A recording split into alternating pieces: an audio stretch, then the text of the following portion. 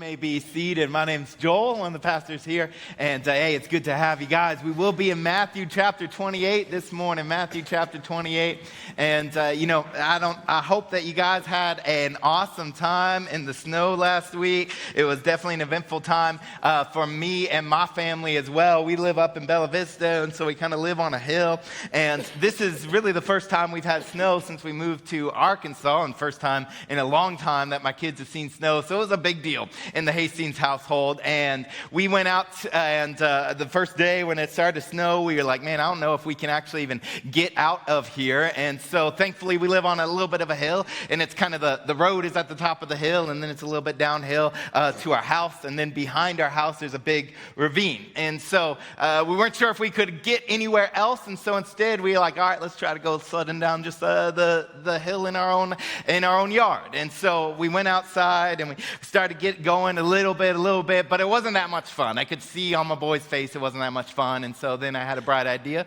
I was like, there's a big ravine behind my house. There's a few trees, but that doesn't matter. And so I started to grab one of the boys, Levi's actually sled, and that we just got him for Christmas. I get on the sled, and I was like, all right, boys, watch out. I'm going to make a path down this ravine. And which is my... Yeah, you can see this is probably not going to go well. And so I get on the sled. I start going down. I immediately go down very, very quick. It's very, very fun until I hit some stump and I shatter his sled that we just got him for Christmas. And his next day is his birthday. And so immediately in that moment then, you have to think on your feet. And so immediately it was like, all right, new plan, boys. Let's go exploring in the snow, right? And so now they are at the bottom of I'm at the bottom of the ravine. They're at the top of the ravine. And their response is like, Dad, we can't get down there. We don't know how to get down there. And this did not end up well for you. So then I had to march back up to the top of the hill. And then what I did, I was like, all right, if you want to get down to the bottom of the ravine here, here's what I want you to do. I want you to step in my footsteps. And so I very cautiously started to walk down. And every time I took a big step, I tried to really implant my foot into the snow. And then they were able to walk down and put their feet in every one of my footprints. And the more that I thought about that last week, the more that I thought, man, that looks a lot like what discipleship should be. Because if you don't know us at Grace Point, here's one thing that we are just passionate about, especially in this season right now. We want to be a church that makes disciples. We want to be a church that are disciples. That is what defines us, but in reality, how many of us can really define what it means to be a disciple and discipleship? Well, I think it looks a lot like that. It's simply just saying, hey, follow in my footsteps. I think 1 Corinthians 11, verse 1, says it very, very well here. It says to be imitators of me. Be imitators of me as I am of Christ. That's the Apostle Paul speaking to another church, and he says, hey, if you want to know what it looks like to follow after Jesus, then just follow after me, because hopefully my life looks like Jesus. And that's what we've been looking at this last month here. And I know we had to take last week off, but over this month of January, we were able to look at what is a disciple. A disciple is a follower of Jesus, somebody that looks like Jesus, somebody that sounds like Jesus. And we are simply just trying to follow in the footsteps of Jesus. And then the people behind us, our children, our family members, our coworkers, the people that we get to share and lead to Christ, they get us also step in our footprints as we simply just follow after Jesus. That is what discipleship should be, and that's what discipleship should look like. As Justin read in those verses here, let me start out in verse 19 again. This is the command. Jesus said, Go therefore, and make disciples of all nations, baptizing them in the name of the Father, of the Son, and of the Holy Spirit. And so that's the command that every one of us has, is to go out, not to be complacent in it, but to go out and actually make disciples, make followers of Jesus Christ. Baptizing them, which speaks of the new life that we have in Jesus Christ. But then also now this week, this final week in this series, is that now we get to see, how do we do that? How do we make somebody look like Jesus? Let's start at verse 20. Once again says, teaching them to observe all that I have commanded you. Teaching them to observe all that I have commanded you. That word teaching right there is in the present tense, meaning this, that it's an ongoing action. It's not a one-time thing, as much as I want it to be a one-time thing. Do we have any teachers in the room right now? Man, let's give it up for our teachers. I love them. They're thankful for them. It is not an easy job, is it? And even if you aren't a teacher, even if you are just a parent in here right now, like at no point in my life have I been able to tell my kids something one time and they get it, right? Or even like this, we were at a basketball game, a 7-year-old basketball game last night. And you wouldn't believe, we're 3 months into the season at this point. For those 7-year-olds, you know what? Every single time we tell them as they grab the ball, we're like, dribble the ball. Dribble the ball, dribble the ball. And you know what they do whenever they catch the ball? They look around, they hear all the parents saying, dribble the ball, and they go, they don't dribble. It's like, how many more times do we have to tell? How many times in every single important thing? I so wish that if I just tell my son, hey, Josh, can you just figure out angles? And then all of a sudden he's like, I got it. I got geometry. That's not how it works though, is it? To teach somebody something, to teach something of value, of importance, it's going to take a long time. You can't just tell them one time and then all of a sudden they get it for the rest of their life. And this is what it's trying to convey to us. For us to make disciples, we actually have to teach them something. Oftentimes when we look at this passage here, it's considered an evangelistic passage, which it is. You should go and preach the gospel, make disciples. But more than that, it's not just about getting people to believe and then be baptized and then say, all right, you're good to go. But rather, it's saying now we have the opportunity to teach them all, to observe all that I have commanded you. The word observe is actually a word that was often used for covenantal language, to keep or to, that you are actually trying to follow and keep a covenant, keep a commitment there. I like really the word observe though, because it actually comes from a Greek word that means to see. And there's a difference, right, between just keeping rules and actually trying to observe the rules, right? My oldest son, he's the firstborn, and the firstborns in the room. Maybe some of y'all are like this, but y'all rule followers, right? Some of y'all guys, you were following the rules here. You didn't actually leave the house because they told you not to leave the house. Then there's others of us that were the babies in the family that as soon as we saw that there was a lot of snow on the ground, we're like, I bet that would be really great to drive in right now, right? There's some of us, my son, my oldest son, he enjoys following the rules, enjoys actually observing everything to make sure that not only he follows the rules, but everybody else in the family also follows the rules. Then the youngest in the household, they really enjoy not following the rules.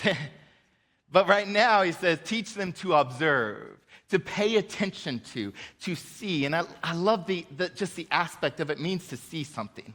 Because how are we going to teach them to observe? So not only just know the commandments, but also to do that commandment, they need to be able to watch somebody do it.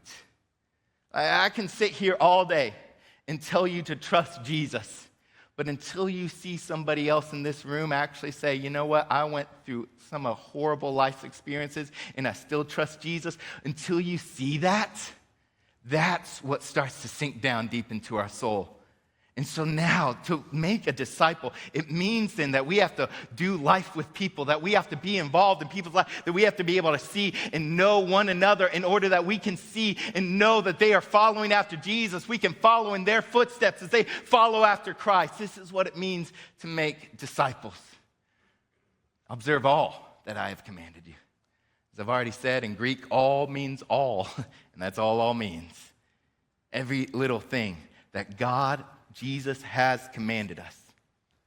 Now, let me ask you, if I went around this room, how many of us could tell me everything that Jesus commanded us?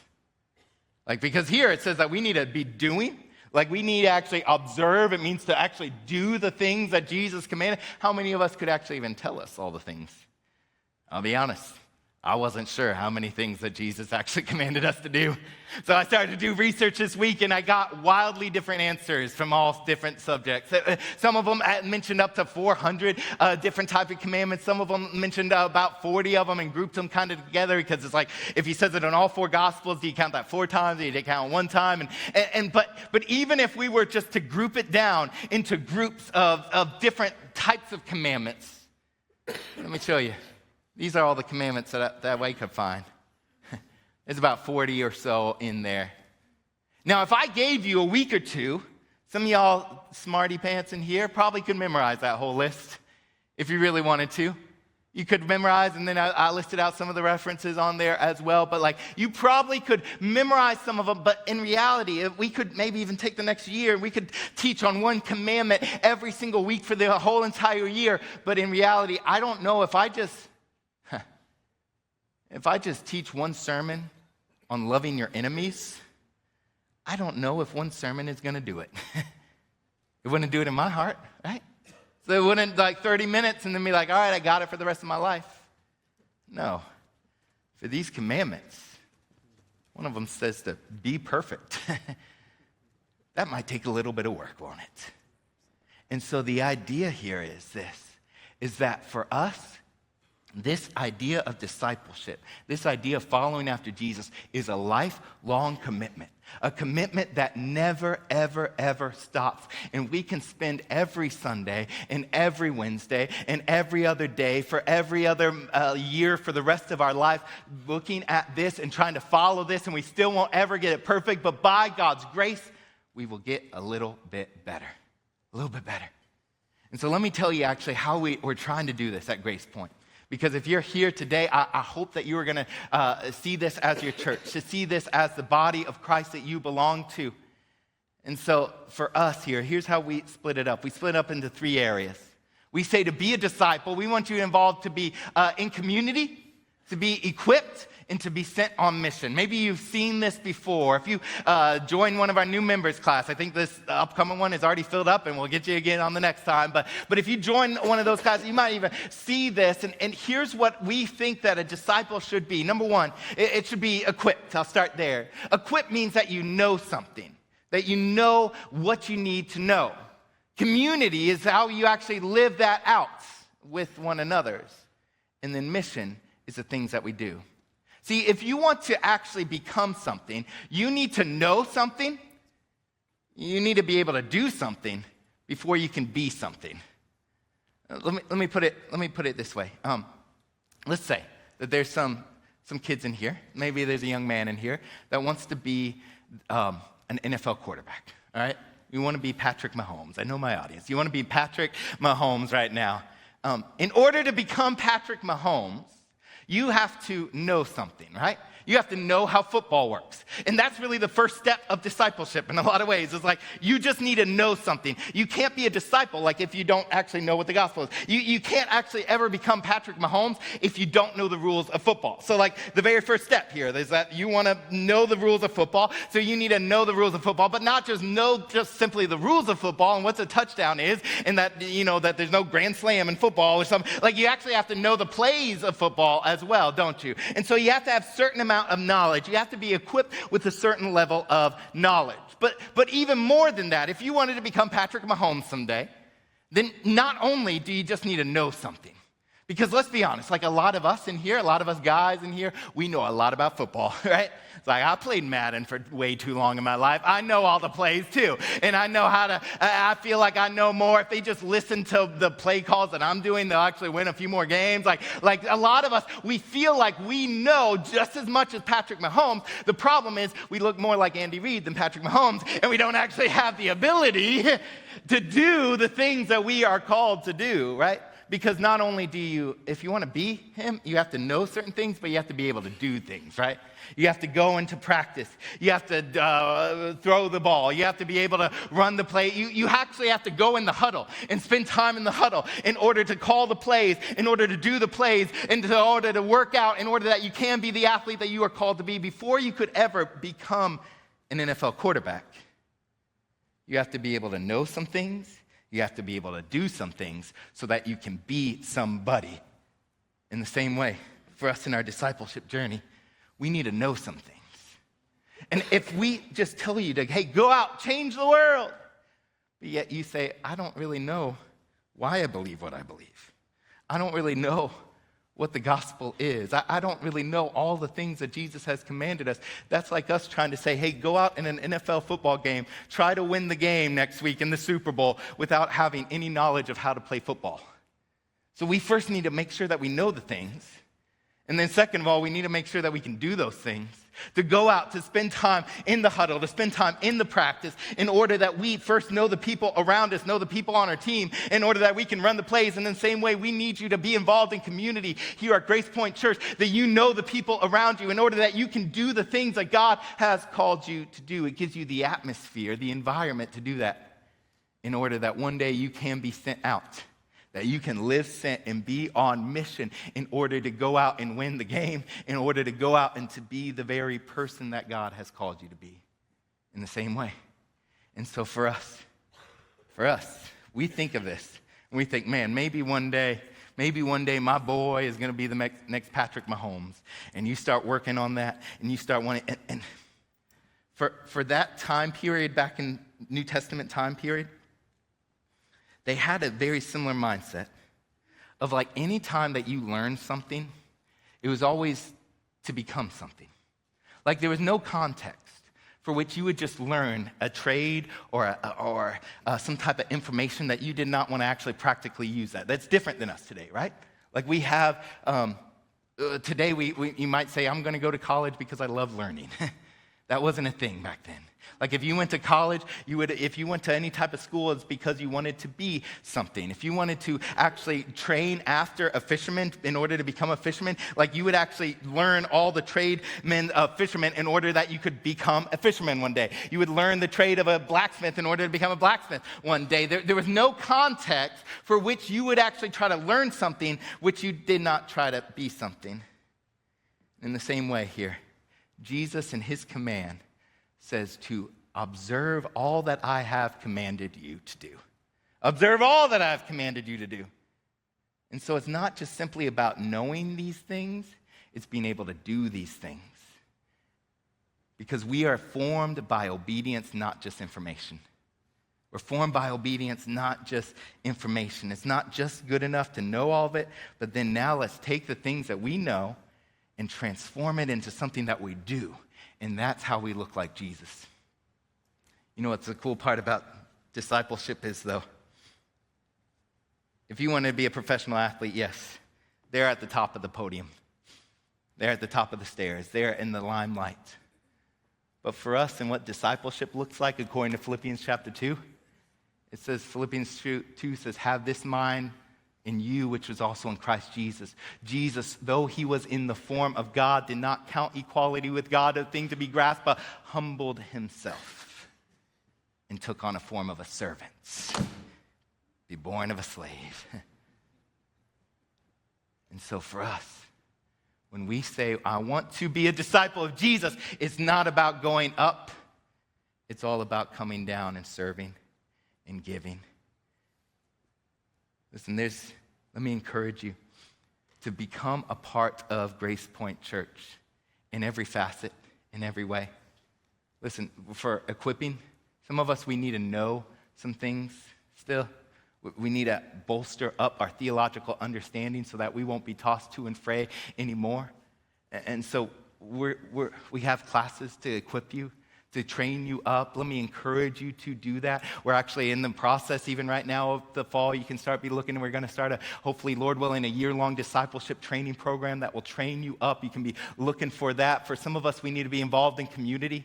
Like we know the things, but we have no context to actually serve other people. I've talked to so many people over the years that says, man, I'm just missing something. Like I pray, I read my Bible, I do everything that you call me to do, but it's like, yeah, but are you actually witnessing to anybody? Are you actually serving anyone? It's like, no, until we actually learn to live that out. And so let me encourage you as well, like if you are not involved in a godly community here, then you will never become the person that God has called you to be, because God has placed you in a community to serve and love one another.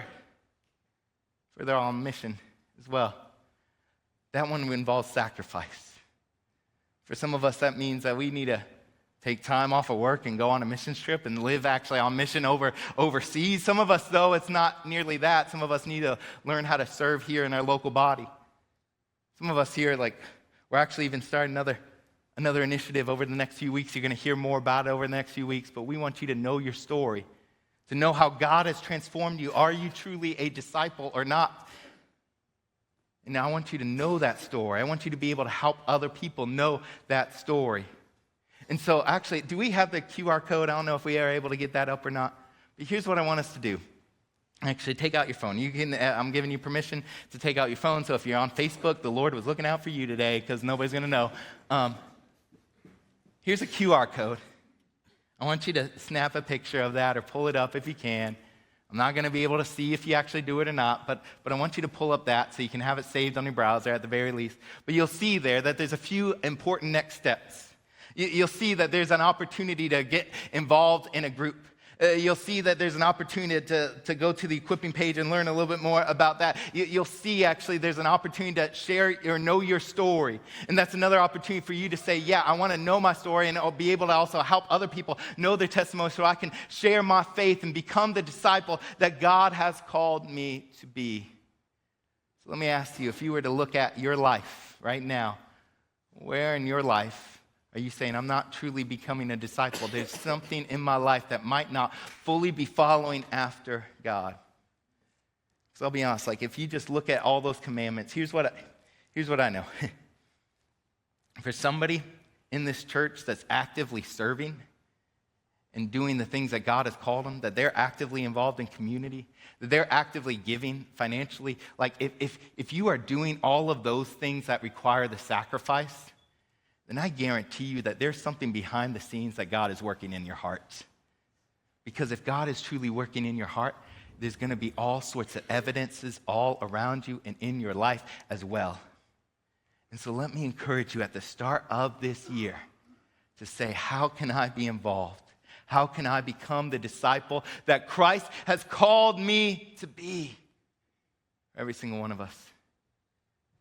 I'm going to encourage you. I want you to really be in a situation similar to where the disciples were.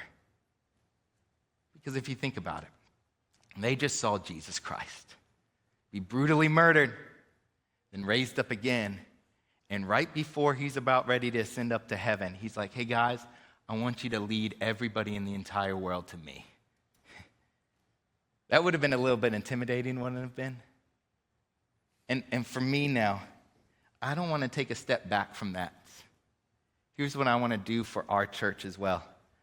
I want you to be a little bit intimidated by what God is calling you to do. I want you to say, yeah, I need to know some things. I need to actually dig deep into God's word so I know him. I want to be able to serve. I want to be able to sacrifice for other people. I want to be the hands and feet of Jesus. I want to give financially. I want to be generous with the people of God. I want to do all of these things. And hopefully, it intimidates you a little bit, because if it doesn't intimidate you, it's going to be by your own power. But if it's something that you look out and you say, I know I'm not there yet, but I want to be, it's only by the power of God will you ever get there. And so for all of us now, this is the call to go and to die. For all the 11 men that were standing there that day, 10 out of the 11 of them died brutal deaths. Why? Because they truly believed in the power of the risen Lord. And when we truly believe in that, we leave changed. Nothing in our life looks the same. And so for us here at Grace Point, that's what I'm calling us to as well. Will you be willing to sacrifice, to serve, to grow, to give, to be a part, to share your faith, share your story? Because that's what we are called to do. But if you feel intimidated right now, the next part of this story, it might be my favorite part of the story. And after he says, teach them to observe all that I have commanded you, he comes back and he says, and behold, I am with you always to the end of the age. Behold. The word behold in the Greek means pay attention. It means to wake up. And there's something important still for us to know. So if we were here today and we feel intimidated, Jesus, and the very last things that he says in the Gospel of Matthew, he says, hey, pay attention to this. I am with you. I am with you. In the Greek, there's actually I is mentioned twice. It's actually I am, but it's really I am with you. He wants to be emphatic on this, that he's saying, I am with you. Whenever you think of God's name, what do you think of? If I were to ask you what God's name was back in Exodus, what was God's name? Do you remember? I am. Now, not every time in the gospel when it says that I am is Jesus actually declaring himself to be Yahweh, but at every time that he mentions the phrase I am, I always want to take note of that. Because it's a good reminder for me that Jesus Christ, God himself, is now with us. What a beautiful promise. But more than a promise, I remember one time I was teaching through some of the promises of God, and I got to this one, and I was in a classroom setting, and there was an older man there, and he said, excuse me, I don't mean to be disrespectful, but I don't see this one as a promise. And I said, I'm sorry, you don't see this as a promise? What do you mean by that? He's like, I don't see this as a promise at all. I see it as a reality. And I think he's right. See, notice the grammar of this. If you were to invite me to lunch, and some of you need to, I don't know why you haven't yet, but if you were to invite me to lunch, but you didn't think I was going to come, you know what I'd say? First of all, I'd say, I will come to lunch. I'll come to go. I will come to lunch. That means that I am going to do something. I am going to be at lunch. But then you might say, but Joel, I don't actually believe that you're actually going to come to lunch with me. Like, I asked you last week, and you said that you were going to come to lunch last week, and you didn't actually come. So how do I know that you're actually going to come? I'm going to say, no, I will come. But if I really wanted to convey that I was going to be there, no matter a shadow of a doubt, that I am going to be there, I wouldn't say, I will come to lunch. You know what I'd say? I'd switch it into the present tense, and I'd say, I am coming to lunch. This is the way that we show that we are emphatic on something. This is the way that Jesus Christ, he did not say that he will be with us. He said, I am with you. Right now, I am with you. The great I am is with you. When it says that I am with you at the very start of the book of Matthew, it said that Jesus Christ, Emmanuel, God is with us. And then at the very end of the Gospel of Matthew, he reminds us one more time, oh, by the way, as you go out and you try to reach the world, I am still with you. I am Emmanuel. I am with you always, literally all the days. Every single morning, there's new mercies I see. Why? Because Jesus Christ is still with me. And no matter what we face, as we go out and do the mission of God, we get to experience Jesus in a unique way. And I don't want you to miss that. I don't want you just to sit on the sideline. See, because there's a lot of people that say, you know what, I just want to get out of jail free card, get out of hell free card, that I'm going to believe in Jesus Christ, but I don't really want to follow him. I don't really want to be his disciple. Then you're missing out on Jesus Christ being with you today. Because whenever we go out and we follow the commitments that he has called us to be, we follow the commandments, he's saying, I am with you. I don't want to miss that. And yeah, it will be a sacrifice. It's a sacrifice to do all that Jesus has commanded us to do, to obey all the things that he has commanded us to obey, to give the things that he has called us to serve, all these things, those list of 40 things, that is a sacrifice that will take your whole life. Something that you can't do. But the good news is that we are sustained by the closeness of Jesus, not our actions. We're formed by our obedience. But yet as we obey, Jesus Christ comes alongside of us and says, I'm with you. I know I've called you to do these things. I know I've put a calling on your life, but I am going to be with you. Let me just finish off with this story, then I'm done. You know, whenever I was 16, I started to learn how to drive, much like many of you guys.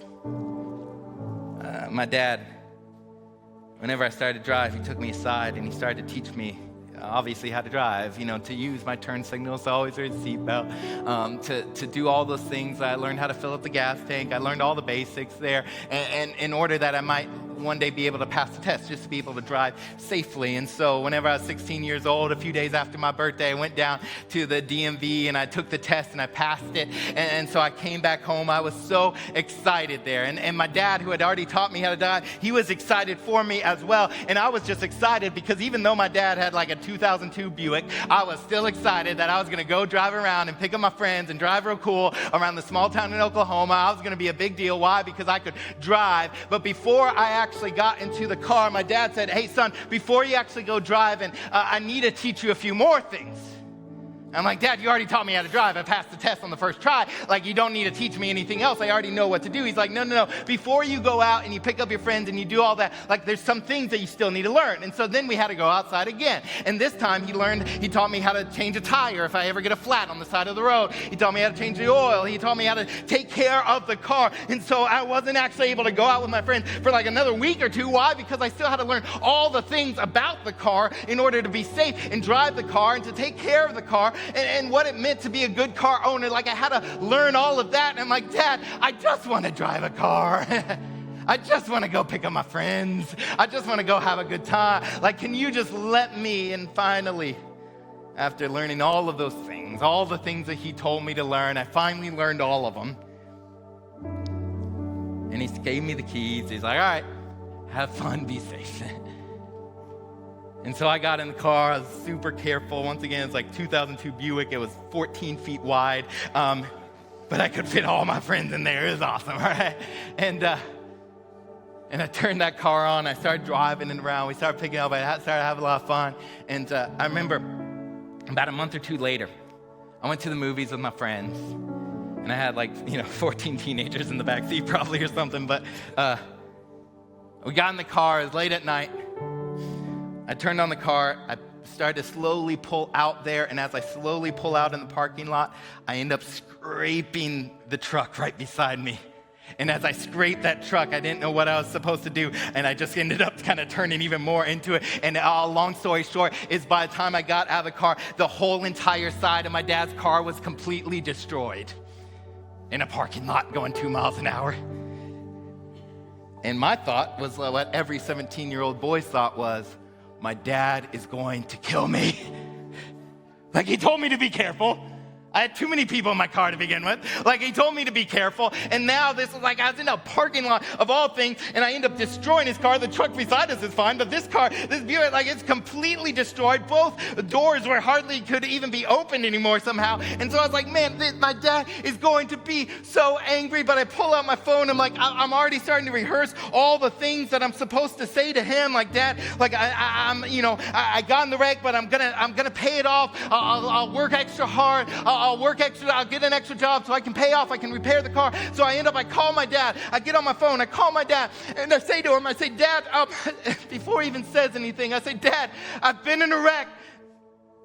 And before I could say one more word, he asked me a question, and it was the same question that every good father would have asked his son in that moment. He didn't ask me how the car was. You know what he said? "Son, are you okay?" And it was in that moment that I learned something about my father. I learned something about every good father. The reason why he taught me about how to change a tire, the reason why he taught me about how to be safe in a car, the reason why he taught me all about the car wasn't to protect the car, it was to protect me. Because he loved me. And for Jesus now, how beautiful is it that he calls us to something. He says, "Guys, I have a mission for you. I have a calling on your life. I want you to go. I want you to learn all the things that I have commanded you. I want you to be able to do all the things that I have commanded you." It's going to be a calling on your life that will take up the rest of your life. And then I want you to go find somebody else, and I want you to go teach them how to do it every single day. And I want you to spend the rest of your life. If this is scary to you, good, it should be. But here's the promise. It's not about just following the rules. It's about the fact that as we follow these rules, as we step into the mission of Christ, we are joining Christ. We get to be with Jesus. What better news is there than that? For me, for someone, like, I struggle because I know in every single church that there's always going to be some of us in here that's just going to live on the sidelines and say, man, I said a prayer when I was 6. I hope that's good enough. You are missing out on the presence of Jesus. You're missing it. I don't want you to miss this. I want you to say, I'm going to dive in. I'm going to follow what Jesus calls me to follow. I'm going to do the things that Jesus calls me to do. I'm not going to sit on the sidelines. I want to be his true disciple, and I want to lead other people in that as well. Can that be said of you this morning? Let's take a minute. Every head bowed, every eye closed.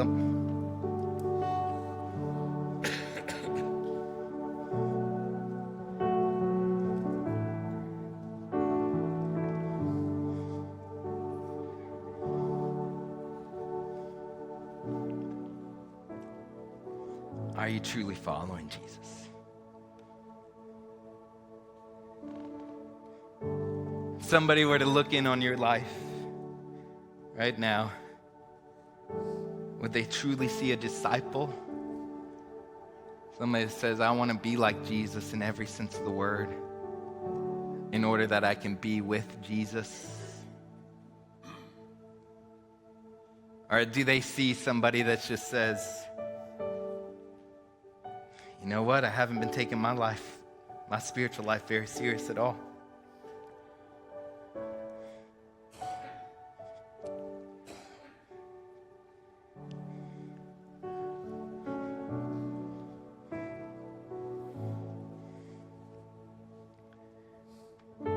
We have a few prayer team members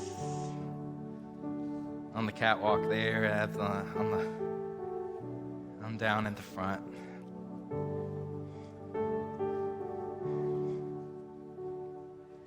I want you to know how sweet it is to walk with Jesus every day. As your pastor, I desperately want you to know that, because I know if you know that, it changes everything. It's going to change your marriage. It's going to change your life. It might not give you more money, but you learn how to be content and be okay with that.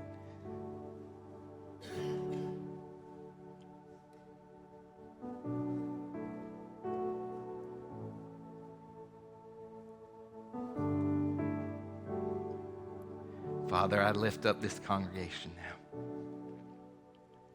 Lord, I pray for them. I pray that you're hearing the voices of your sons and daughters right now, saying, Lord, I want to follow you. I pray that they would not just leave here, though, with good intentions, but rather they would leave here with a commitment. Maybe, Lord, that they need to sign up. Maybe they need to go talk to somebody. Maybe I believe that there's somebody in here right now that needs to be saved. I pray that they would not leave today without settling that. That we would learn how to be the disciples that you have called us to be.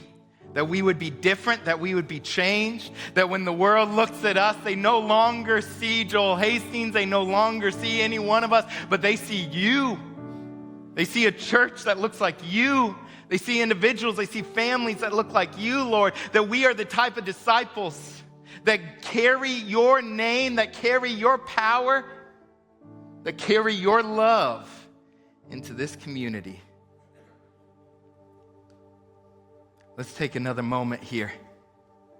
Surrender what you need to surrender. Sign up if you need to sign up. Do what God has called you to do in this moment before we close out today.